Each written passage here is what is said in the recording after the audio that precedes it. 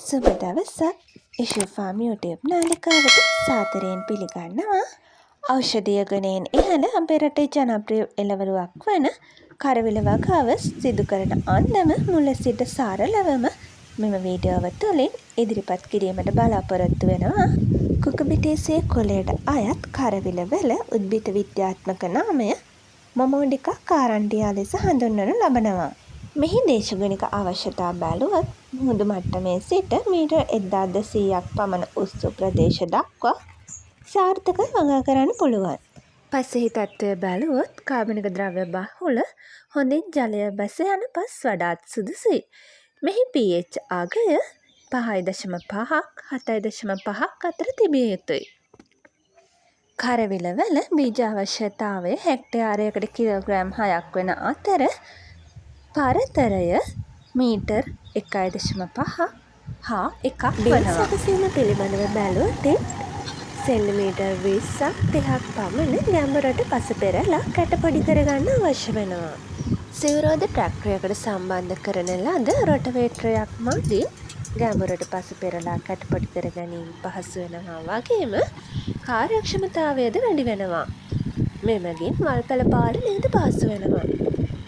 ඉන් පසු සෙන්ටිමීටර් 30 ප්‍රමාණයේ වලවල් නිසි පරතරයට පරතරය මීටර් 1.5ක් 1ක් වන ලෙස සකසා නිරාපත් වූ කාබනික පොහොර හා මතු පිටපස්වලින් පිරවිය යුතුයි. බීජ සිටුවීමට පෙර රැයක් ජලයේ පෙගවීමෙන් අනතුරුව බීජ සිටුවීම සිදු කරනවා. එමගින් බීජ ප්‍රෝහණය ඉක්මන් කරගන්න පුළුවන්. බීජ සිටුවීමේදී බීජ අතර තරමක පරතරයක් තිබෙන පරිදි එක් වලක බීජ 3ක් බැගින් සෙන්ටිමීටර් 2ක් 3ක් ගැඹුරින් බීජ සිටුවනු ලබනවා. බීජ පැලවී සති 2ක් ගත වූ පසු එක් වලක පැල 2ක් බැගින් ඉතිරි පැල ගලවනවා. මෙලෙස පැල තුනී කිරීමෙන් හිරු එළිය පෝෂක ජලය අතර තරගය අවම කර ඒකාකාරී පැල ඝනත්වයක් ලබා ගන්න පුළුවන්.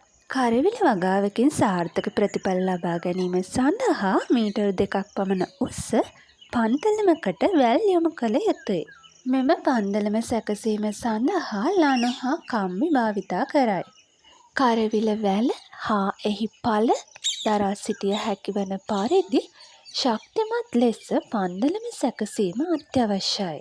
පන්දලම සැකසීමෙන් අනතුරුව වැල් පන්දලම දක්වා පුහුණු කළ යුතුයි. මේ සඳහා කෙසෙල් ගසෙහි පට්ටා භාවිතා කරනවා. කෙසෙල් ගසෙහි පට්ටා ගසෙන් වෙන් කර කුඩා තීරුවලට කඩාගෙන වැල් ගැට ගැසීම සඳහා භාවිතා කරනවා. බීජ සිටුවා සති 3ක් පමණ ගත වූ පසුව මීටර් 2ක් පමණ උස ශක්තිමත් මැස්සට පන්දලම වෙත වැල් යොමු කළ යුතුයි. පන්දලමට පහළින් වැලෙහි හටගන්නා පාර්ශ්වික අංගුර ඉවත් කර වැල් මනා ලෙස පුහුණු කිරීමෙන් වැලෙහි වර්ධන වේගය වැඩි කරගන්න පුළුවන්. කරවිල වගාවේ ජල සම්පාදන තත්ත්වය බැලුවතින් වගාවට ප්‍රමාණවත් වන පරිදි පසෙහි තෙතමනය නිසි ලෙස පවත්වා ගැනීම සඳහා අවශ්‍ය අවස්ථාවලදී ජලය සම්පාදනය කළ යුතුයි. පසෙහි අනවශ්‍ය පරිදි ජලය එක් රැස්වීම වගාවට අහිත කරයි. වියලි කාලවලදී වැල් අවට වසනක් යෙදීමෙන් පස ඉක්මනින් වියලී යාම අවම කරගන්න පුළුවන්. වල් පැල ඇති පාලනය පිළිබඳ බැලුවතින් පැල කුඩා කාලයේදී වලවල් අසර වල් පැල උදුරා දැමිය යුතුයි. වගාවේ පසු කාලයේදී මුල්වලට හානි නොවන පරිදි වල් පැල උදළුගා ඉවත් කිරීම සුදුසුයි. අස්සරු නෙලීම පිළිබඳ බැලුවතින් වගාවට දින 60ක් 75ක් වූ විට පළමු අස්සන්න ලබා ගන්න පුළුවන්. මෙහිදී හොඳින් මෝරා ඇති අවස්ථාවේදී අස්සන්න නෙලාගත යුතුයි. කරවිල අස්සන්න දින 4කට වරක් බැගින් ලබා ගන්න පුළුවන්.